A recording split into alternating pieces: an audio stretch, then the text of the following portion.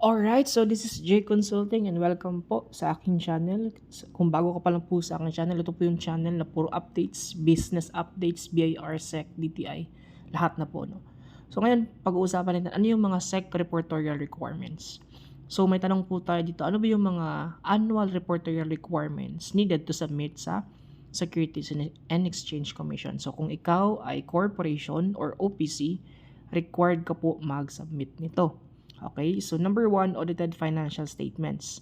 So, it must be audited by independent certified public accountant. Usually po, nag-a-avail po kayo ng service ng isang accountant, no, external accountant. So, ano po yung exception kung hindi po aabot ng 600,000 yung assets or liabilities ninyo? So, ang gagawin nyo lang po is there will be an oath undertaking by the treasurer or the CFO. And pangalawa po is yung general information sheet. Wala pong general information sheet ang mga one-person corporation, but they do have appointment of officers. So yung GIS po is applicable lang po doon sa mga regular corporation, non-stock at stock corporations. Sa OPC, ang applicable po sa kanila is appointment of officers. Okay, so if you have other concerns po, please comment lang po. For more videos like this, please subscribe.